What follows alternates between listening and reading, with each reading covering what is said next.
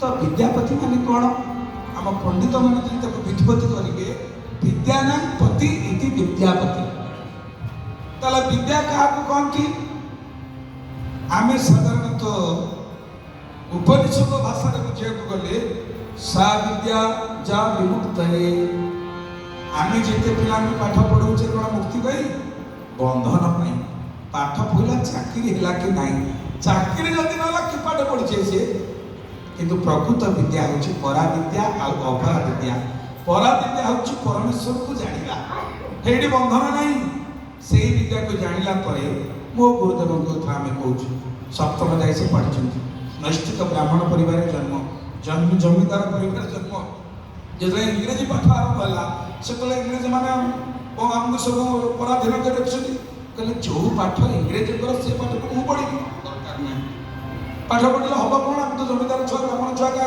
मूल लगे हेनी मत से दरकार ना जो पाठ पढ़ले बंधन हुए सब बंधन टूटा ही प्रभु सब बंधन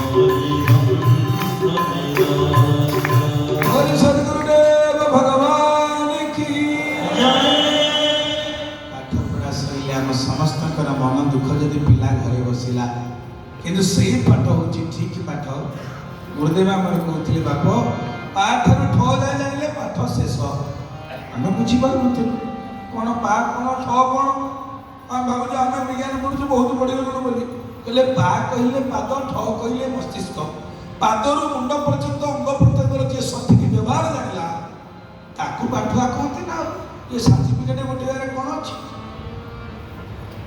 जमी आम जगतसिंहपुर मानपत्र आउपटे पुरी जिले में पानपत्र भारी संस्था सेपटे पान देखो निमापड़ा नुआपड़ा काकटपुर पानपत्र संस्था आमर एपटे मानपत्र भारी संस्था मानपत्र सब जहाँ सी हवा दरकार गोटे गोटे मजे मजे हेल्ले भी खुशी लगे किंतु बेले बेले ऋषि बाल छिड़े मरिया कथा लिखा है कौन ऋषि बाल छुंदे मर देखला गोटे झीटे अभाव संसार थिला सी पाचिला ओ को ता बहु गछे चढ़ी तोड़ुची तले पड़ी छेतरा है से झीटी पिठी देखा से माँ तार कौन कर दूर दूर से ओ को पटाऊँ पिठी पड़ा छेतरा हेनी पिठी पड़ा बजार में बिक्री कले चाउल किणी खाइबे से टंकिकिया चाउल मागणा चाउल ये सब व्यवस्था नाला से राजकुमार थे से जंगल को जाइए सी देखिले अनिंद सुंदर झीटी राजसिक लोक गोटे कौन गोटे फूलटे गोलाप फूल की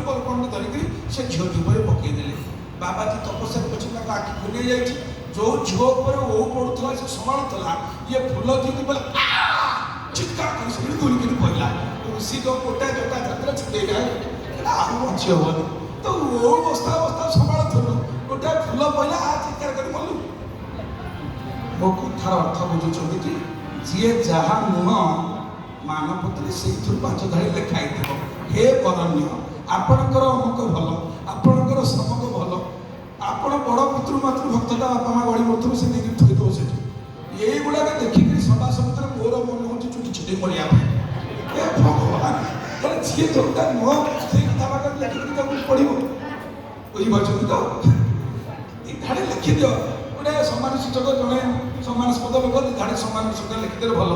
ଯୋଉଗୁଡ଼ାକ ମାନେ ଯୋଉ କଥା ଗୁଡ଼ାକ ନୁହଁ ଆମେ ନିହାତି ଜାଣୁଛେ ଏ ଲୋକ ଏଇଆ, ତାକୁ 10 ଧାଡ଼ି ଲେଖିଦେବ ତାର ଆଡ଼େ ତମେ ଏଇଆ କର ତମେ ଏଇଆ କର। ତେଣୁ ଏପଟେ ଆମର ମାନପତ୍ର, ମୁଁ ଦେଖିଲାଣି ସେପଟେ ମାନପତ୍ର। ଯେହେତୁ ଦୁଇଟା ଜିଲ୍ଲା ସହିତ ଉତ୍ତପ୍ରତ ଭାବେ ଆମେ ମର୍ଡର ଆଉ ଗାଁରେ ମର୍ଡର ନା ଆଉ ନଈ ପାଖେଇଲେ ସେପଟେ ପୁରୀ ଏପଟେ ଜଗତସିଂହପୁର ଆଉ କ'ଣ। ମୁଁ ଦେଖୁଛି ଯୋଡ଼ିଆ ଜିନିଷ ଭାରି ଶସ୍ତା ହେଇଯାଇଛି, ସେପଟେ ମାନପତ୍ର ଏପଟେ ମାନପତ୍ର। ତେବେ ଯାହା ହଉ ମୋର କାହାକୁ ସମାଲୋଚନା କରିବାର ଉଦ୍ଦେଶ୍ୟ ନୁହଁ, ଉଦ୍ଦେଶ୍ୟ ମାନି ଲୋକମାନେ ମାନ ପାଆନ୍ତୁ, ସମାନ ପସ୍ତ ଲୋକମାନେ ସମ୍ମାନିତ ହୁଅନ୍ତୁ, ଯଥାରୀତିରେ ସମ୍ମାନିତ ହୁଅନ୍ତୁ। ଏଠି ଶସ୍ତା ନ ହଉ ଏ ଜିନିଷ, ଇଏ ଗୋଟେ ଭଲ ଜିନିଷ। କାରଣ ଯିଏ ଜ୍ଞାନୀ ଗୁଣୀ ଲୋକ ସେ ପ୍ରତିଭାକୁ ପୂଜା କରିବାନି, କ'ଣ ପ୍ରତିଭାକୁ ପୂଜା କରିବା? ଯାହା ପାଖରେ ପ୍ରତିଭା ଅଛି ସେ ବଞ୍ଚିଥିଲା ବେଳେ ତାକୁ ସମ୍ମାନ ଦେବା। ବାପା ବଞ୍ଚିଥିଲା ବେଳେ ଖାଇବାକୁ ଦିଅ, ମା ବଞ୍ଚିଥିଲା ବେଳେ ସେବା କର, ମରିଗଲା ପରେ ଫଟୋ ପୂଜା କଲେ ନା ସେ ମା ବାପା ତାକୁ ଗ୍ରହଣ କରିବେ। ଯେଉଁ ବ୍ୟକ୍ତି ପାଖରେ ବ୍ୟକ୍ତିତ୍ୱ ଅଛି, ଯେଉଁ ପୂଜ୍ୟ ବ୍ୟକ୍ତି ପାଖରେ ପୂଜା ପହଞ୍ଚିବା କଥା ନିଶ୍ଚିନ୍ତ ପୂଜା କରିବା ଦରକାର, ସେମାନେ ପୂଜ୍ୟ ବରଣ୍ୟ। କିନ୍ତୁ ଅତି ହାସ୍ୟାସ୍ପଦ କଥା ଲେଖିଲେ ଏଗୁଡ଼ାକ ପାଇଁ ବାଧିଲା ଭଳିଆ ଲାଗେ। ତେଣୁ ବିଦ୍ୟାପତି କୋଉ ବିଦ୍ୟା ଜାଣିଥିଲେ? ଯେଉଁ ବିଦ୍ୟାକୁ ଜାଣିବା ଦ୍ୱାରା ସଂସାର ବନ୍ଧନରେ ପଡ଼ିବାକୁ ହୁଏ ନାହିଁ। ସା ବିଦ୍ୟା ଯା ବିମୁକ୍ତ। ପରା ବିଦ୍ୟା ଆଉ ଅପରା ବିଦ୍ୟା। ପରା ବିଦ୍ୟା ହେଉଛି ପରମେଶ୍ୱରଙ୍କୁ ଜାଣିବା, ଅପରା ବିଦ୍ୟା ହେଉଛି ଏଇ ଯୋଡ଼ିଏ ବିଦ୍ୟା। ତେଣୁ ବିଦ୍ୟାପତିକି ଡକାଗଲା। ଯେ ବିଦ୍ୟାପତି ତୁମକୁ ଯିବାକୁ ପଡ଼ିବ ନା କୋଉଠିକି? ନା ତମେ ଯିବ ମହାପ୍ରଭୁଙ୍କୁ ଦର୍ଶନ କରିବ, ଉତ୍କଳ ଯିବ ଜଗନ୍ନାଥଙ୍କୁ ଦର୍ଶନ କରି ପ୍ରତ୍ୟାବର୍ତ୍ତନ କରିବ। ବିଦ୍ୟାପତିଙ୍କୁ ଯେତେବେଳେ ଡକାଗଲା ରାଜାଙ୍କୁ ବୁଝେଇଦେଲେ ମୋ ସାନ ଭାଇ ତୀର୍ଥ କରିବାରେ ବହୁତ କୁଶଳୀ, ତାକୁ ପଠାଯାଉ ଏବଂ ତା ସହିତ ଦେଶ ଭ୍ରମଣଶୀଳ ଯେଉଁମାନେ ଚାର ଅଛନ୍ତି, ଯେଉଁମାନେ ଦେଶ ଭ୍ରମଣ କରନ୍ତି ତା ସାଙ୍ଗରେ ପଠାଯାଉ। କୋଉଠି ସେ ମହାପ୍ରଭୁ ଅଛନ୍ତି ସେ ଆଗ ଠିକ୍ ଠିକଣା କରିକି ଆସିଲା ପରେ ଆପଣ ଯିବେ। ଆଉ ରାଜାଙ୍କ ଭିତରେ ଯେଉଁ ବ୍ୟାକୁଳତା ବଢ଼ୁଥିଲା କିଛି ଅଂଶରେ ସେ କମିଲା। ଆଉ ବିଦ୍ୟାପତିକୁ ଡକାଗଲା। ବିଦ୍ୟାପତି ଆଗ ଆପଣଙ୍କୁ ଯିବାକୁ ପଡ଼ିବ।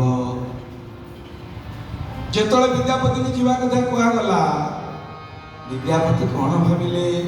ଅହମେ ସଫଳଂ ଜନ୍ମ ଶୁକ୍ଲ୍ୟା ସର୍ବରିଚମେ ଦ୍ରକ୍ଷ୍ୟାମି ଯତ ଭଗବତୋ ମୁଖ ପଦ୍ମ ମଧାପହଂ। ସତରେ ମୋର କୋଉ ବେଳାରେ ଆଜି ରାତି ପାଇଥିଲା। ଅହମେ ସଫଳ ଜନ୍ମ, ମୋ ଜନ୍ମ ଆଜି ସଫଳ ହେଇଗଲା। ଶୁକ୍ଲ୍ୟା ସର୍ବରିଚମେ, ଆହା ମୋର ଆଜି ଅଜ୍ଞାନ ରାତିର ଅନ୍ଧକାର କଟିଗଲା। ଭଗବାନ ମୋର ଅଜ୍ଞାନ ରାତି ଆଜି କଟେଇ ଦେଇ ମୋତେ କ'ଣ କଲେ ନା କରୁଣାମୟ ଭଗବାନ ମୋତେ ଆଜି କୃପା କରିଛନ୍ତି। ଦ୍ରକ୍ଷ୍ୟାମି ଯତ୍ ଭଗବତୁ ମୁଖ ପଦ୍ମ ମଘାପହଂ। ଯେଉଁ ଭଗବାନଙ୍କର ମୁଖ ପଦ୍ମକୁ ଦର୍ଶନ କଲେ ଅଘ ପାପ ବିନାଶ ହେଇଯାଏ। ମୁଁ ଆଜି ତାଙ୍କର ମୁଖ ପଦ୍ମକୁ ଦର୍ଶନ କରିବି। ଆହା ଅହୋମେ ଖଲୁ ଭାଗ୍ୟ ସଂସି ଯତ୍ କୋଟି ଜନ୍ମା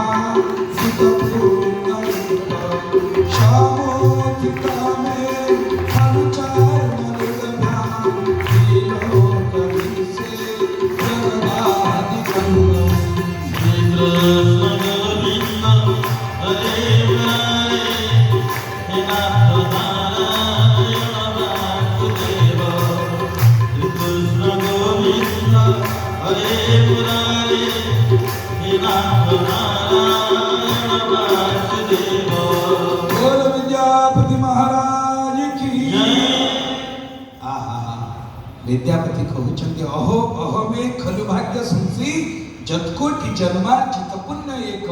आहा आहा मोर आज कोटिए जन्मर पुण्य मो भाग्य उदर कही। जत्कोटि जन्मार्जित पुण्य एक समुत्थित में खनिजन्म ददप्यां विलोक से जगदादि कंदम। मु आज जगतर आदिकंद भगवान श्री विष्णु नारायण को ये चर्म चक्र दर्शन करी मो जीवन चरितार्थ हम। मु आज कृतार्थ हो गली कही आज विद्यापति आनंद बाहरी केमिति के आनंद ना मन पकात टे भागवतर से महनीय कथा। जितेबाला अकुर को डाकी किए कंस जीए जीए गला से सियाड़े अटकी गला। पुतला ठू आरंभ कर तृणासुर बकासुर अगासुर षणासुर व्यवासुर दिए कृष्ण को मारिया को गला। जद गत्वा न निवर्तन्ते तधाम परमं मम। जीए थरे गला से आसिलानी तो कंस अक्रूर को डाकिले हे अक्रूर तम ना होछि अक्रूर अक्रूर माने न क्रूर इति अक्रूर तम भितर क्रूर भावना नाही जिए क्रूर भावना नहीं कि गला शिष्य अटकी गला तम ठीक तो क्रूर भावना नहीं खल भावना नहीं तमें टिके जाओ ना से कृष्ण बलराम दुई भाई की स्वस्तर धरी आनिब मो स्वस्तर ताकू बद्ध करी अक्रूर प्रति हेतला कंसर आदेश किंतु अक्रूर कौन चिंता कले आम ओडिया महान संत कवि भक्त चरण दास मथुरा मंगल काव्य कलम करुचंती कंसडकर करे विचार भजो श्री आजो कंसडकर करे विचार भजो श्री आजो नमो मात नमो मात देखि देव राजो नमो मात देखि देव राजो नमो मात नमो मात देखि देव राजो नमो मात नमो मात देखि देव